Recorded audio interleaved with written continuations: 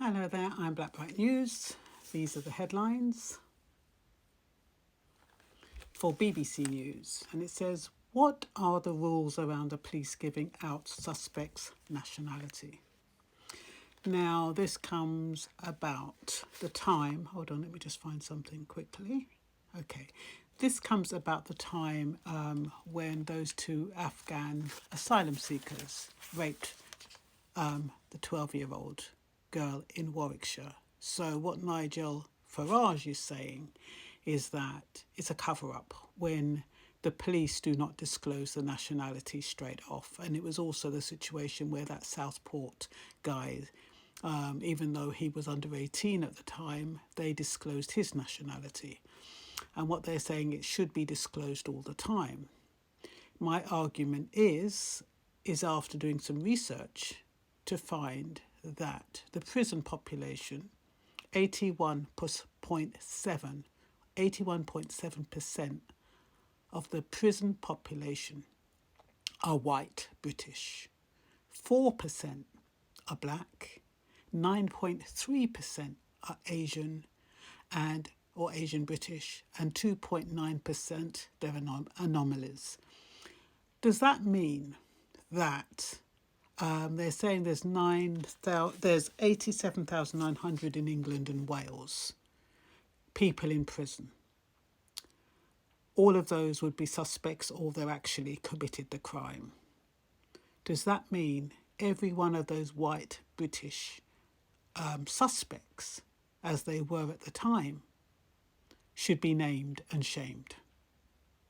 Or are they suggesting that it's only people who are foreign, people who are not English, people who are not white, that their nationality should be disclosed? It doesn't seem rational or fair to me. If you're going to disclose suspects, or you want to disclose the nationality of suspects, it should be the nationality of every suspect, not only those who are not born in the UK or who are not white. So what have I got here? I've got ministers claim the police should be more transparent about the nationality of people who are charged. And I was wondering, how important is the nationality? What does knowing the nationality mean for us? Are we traumatized by the act or the crime? Or are we traumatized by the nationality of the person who has committed the crime? What has more meaning for us? What is more impactful for us as people on the other end, people who are receiving that information? If you heard that somebody killed 10 people, how would you feel? Would it make a difference if it was a white person who had killed 10 people, as opposed to a black person killing 10 people, as opposed to an Asian person killing 10 people, or as opposed to asylum seekers killing 10 people?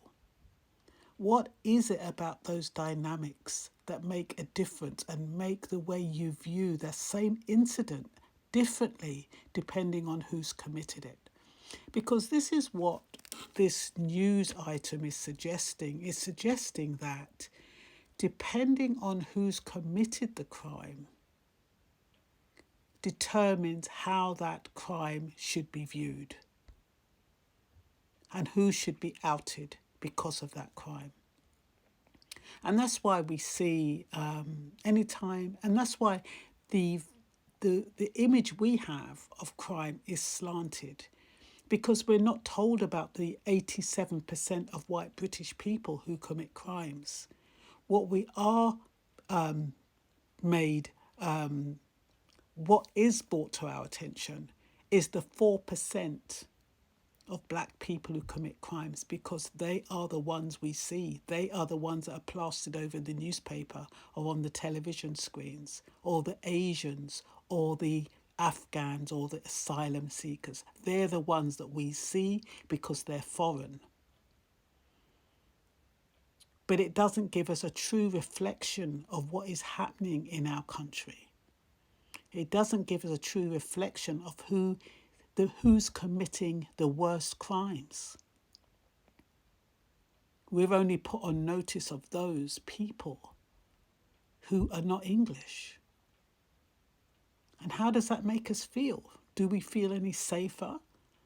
I think if we had a fair coverage and we knew that 87% of white British committed crimes and were in prison, and that means they're, quite serious crimes, we would be more wary about our surroundings. We'd be more cautious about who we interact with. But if you only see black faces and Asian faces and asylum seekers on your television screen, you're going to be more wary of those type of people, aren't you? Because you don't know about the 87% of white British who have done the dirty, who have committed murder, and who have committed horrific crimes. So what else have I got? Said, does this mean every time? I've already said that. Nigel Farage calls it a cover-up. There was something I wanted to say about the law. Apparently, what are the rules? Well, when a police force in England and Wales arrests or charges a suspect and they are thinking of giving information to the media, they need to have two things in mind. The laws about contempt of court, which are designed to make sure suspects have a fair trial, and the College of Policing guidance on media relations. Contempt of court laws are quite simple in this context. No one should make public any information that might make a future trial unfair. For example, giving out details of the evidence that police officers have collected. Well, that makes sense. In most cases, publishing the nationality of the person charged is unlikely to make the trial unfair. So the contempt of court laws are not often applicable. The College of Policing guidance is more complicated. Before 2012, police forces made decisions on what information to give to the media on a purely case-by-case basis. These decisions were often nuanced, but were based on how much that information was considered relevant, and were sometimes simply dependent on the force's relationship with the individual journalist.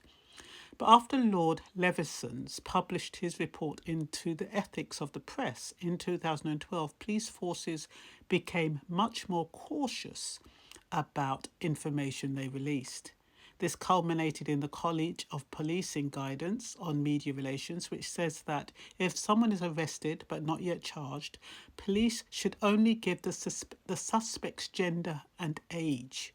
The guidance does not say anything about nationality or asylum status at this stage.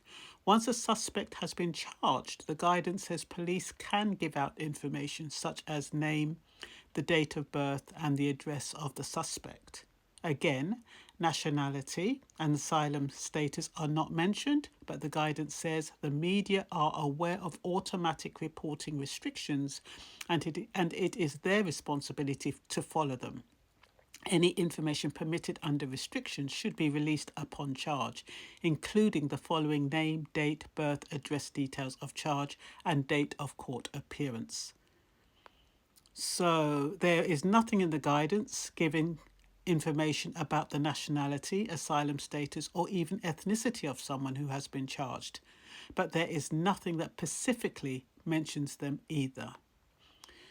When the Warwick police charged two men in connection with the rape of 12-year-old girl, the force could not say whether the men were asylum seekers.